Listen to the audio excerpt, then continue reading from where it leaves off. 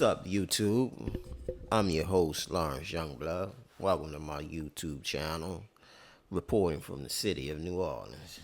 If y'all tuning in for the first time, I welcome y'all. Thank you for y'all tuning in. And for those that been rocking with me, appreciate y'all tuning in again. You know, today, I'm gonna be covering the tragic killing of my stepdad, Carl. Um, I was 15 years old, and this was 1990. Yeah, to this day,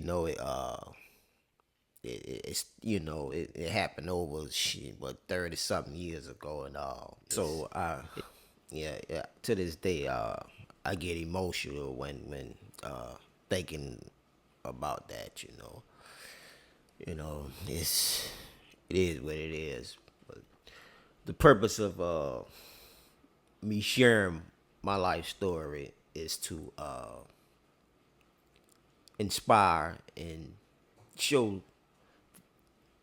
that the effects that violence has on our youth, kids, you know, and the poor decisions we tend to make coming up in violence, in dysfunctional homes and communities that's plagued with all kinds of crime and violence,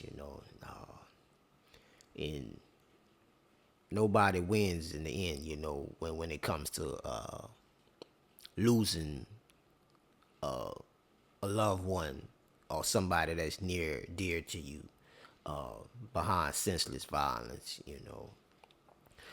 because it's on both sides, nobody wins, so without further ado, I want to get into the reading of my stepdad, my experiences with him, and leading up to his tragic demise, and this is during the time I was 15, like I said, I was 15 years old, and I, I was practically I had became violent, and I was selling crack. Just I had been in the game about, I would say, going on like 6 months. I was 6 months in to really thugging in the street, selling crack, and just contributing to the destruction that was I was living in. I was surrounded by, all the things that was in me, was a reflection of my surroundings, So it's not an excuse, but it is what it is, It's just, like I say, you become a product of your environment, But yeah, I'm gonna be reading from book one, and chapter 16 is a snippet I wanted to capture about him, and in chapter 17 there's a snippet that leads up to his mind. So I'm gonna start the first one. It's pretty short. So I felt it was vital that I share this part with you. You know, share this part with y'all. So yeah, approaching the fork in the street, I zigzagged a right onto Phillip Street, and then zagged a left onto Daniel Street and pumped it up.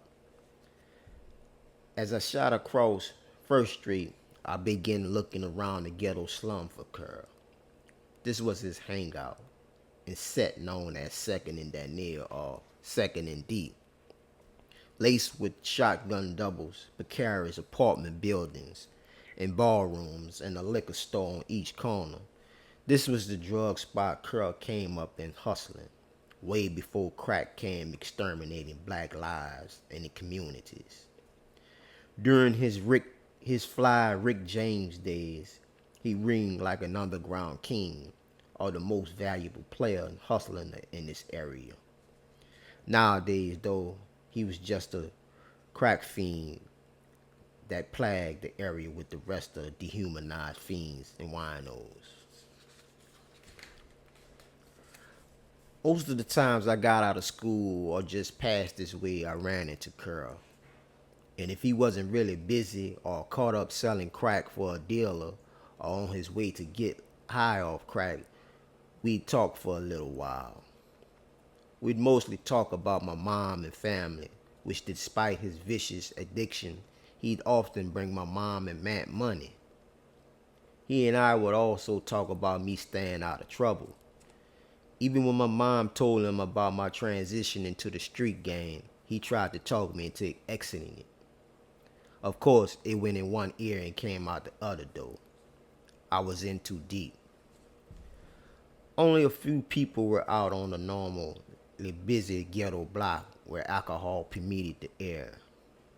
Curl seemed nowhere in sight, which was unusual. He always appeared to be in open view, sticking out like a sore thumb whenever I came through. Suddenly, as I was reaching 2nd Street, I heard a loud whistle and Curl's voice call out my name from behind me. I hit the brakes and instantly stopped, then looked behind me and saw my stepdad, looking bummish as usually, standing outside of an apartment building that was like the one on our set, but was in the middle of the block. I whipped a U-turn and headed back up the narrow one-way street. Wheeling up to the curb where Curl stood on the sidewalk, being super observative, he said, "Where you at, Jack? I saw you looking around for me on my way downstairs. You all right, huh?" "Yeah, I'm cool," I said softly and a bit emotional. In all my years of knowing Curl abusing drugs, I never saw him this low or at this degree of dehumanization. That crack monster really took him under. It was an awfully sad sight that pained my heart, but yet I was blind to the fact that I was contributing to my own pain and misery by selling that shit that was destroying Curl, many others in the community. You reap what you sow. The universe says it, not me. Okay, so now I'm going to chapter 17. It was about 3 something this sunny but cool Saturday evening, and I had the set all to myself now. Since coming on the set at 12 noon, I had been hustling hard due to majority of my homies being out of hustling. It was like I was getting nowhere fast with them all being out. But then, about 20 minutes ago, my homies started leaving, one by one, either go re-up or hit the mall or just to chill out for a while since they'd been out clocking since early this morning. It was like the minute they all cleared out, I was able to see the light of day and my money grow like I had known it to, fast, with ease.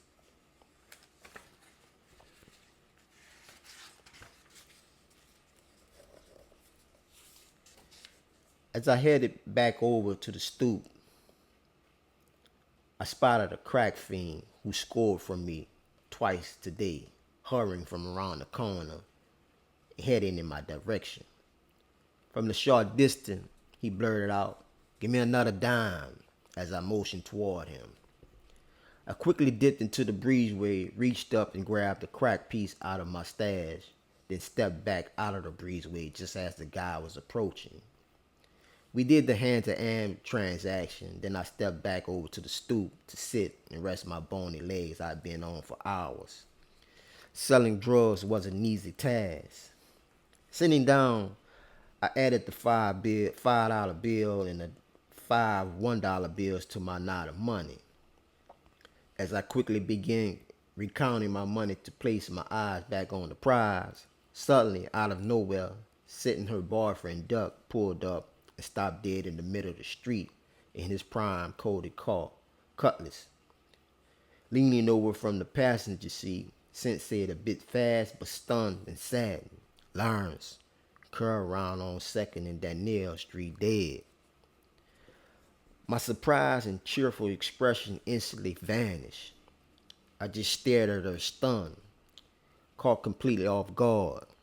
Her words were echoing in my head as my mind raced.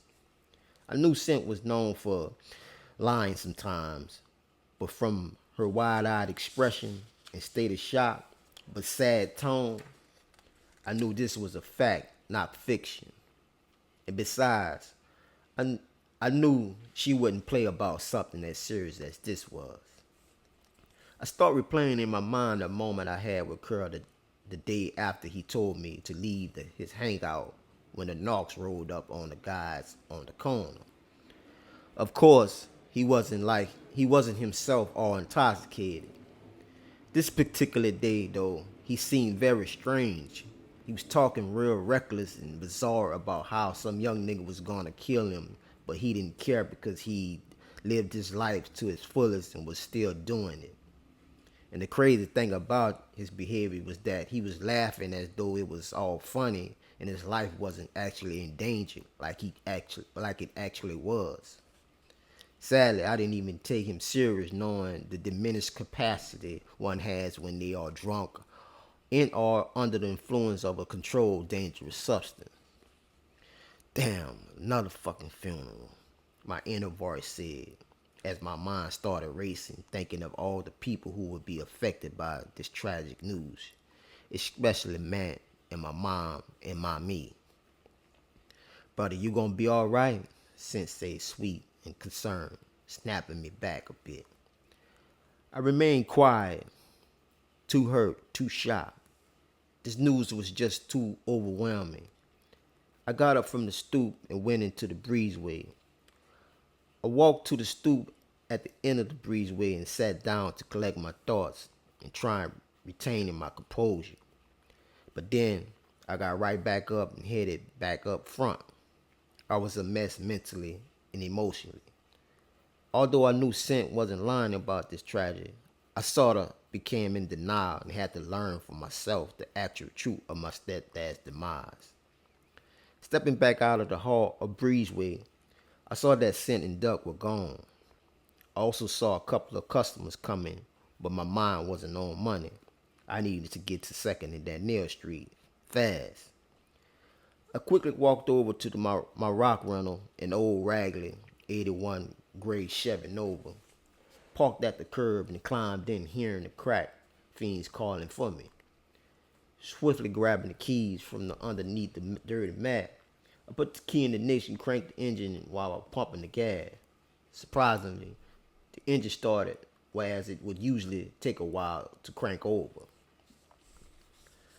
Just as I was Just as I threw the gear in drive, one of the crack fiends walked up waving his money and yelling for me to hold up. I just mean mugged him and smashed out. I stopped short again at the stop sign at the corner of Loyola Street, then proceeded, busting a wild left onto Loyola Street. I stopped short again at the stop sign at the corner of Fusher Street, and then proceeded, turning left onto Fusher Street, another drug strip that older cats held down and we would later migrate to, and stumped on the gas.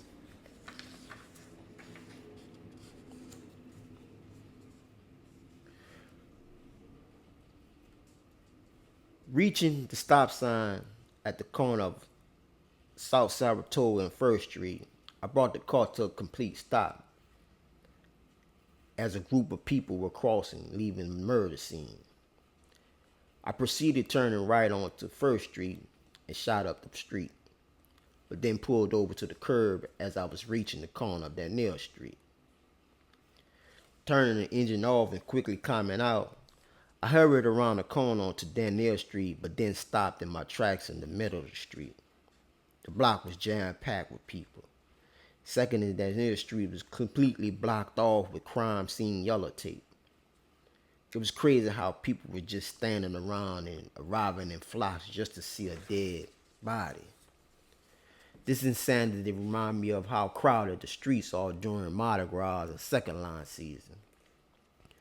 Seeing the mass of people and hearing the cries and screams made flashes of Curl's remains get intense in my mind. I've been to several murder scenes up to this point in my young life, and they all were basically the same. Sad, heartbreaking, mind altering. This one was just too much to bear to me, though. In fact, I knew if I was to actually see Curl's remains covered with or without a white sheet in the street or on the sidewalk, it was only going to make matters worse for me. Bad enough I had to see and remember him in a casket now. With my tears welling up, I headed back to my rock run, broken hearted with my head down. The bad memories of Curl being a mean-ass stepdad didn't even matter anymore. Only the good memories held substance and value in my life now. Memories I would cherish and no one could take from me, especially those memories of him in his Rick James era. Despite his fall, my stepdad was a fly-ass cat when he was on his game. No one can take that from him. Unfortunately, though, like the superstar he once idolized once said, cocaine is a hell of a drug. It was the cause of my stepdad's tragic demise. Yeah, so that's the story of my stepdad, Curl's tragic demise. You know, man. But man, let's stop the violence, man. You know, it's crazy, you know, out here. But without further ado, let's tune into the documentary video of that particular snippet. So, peace.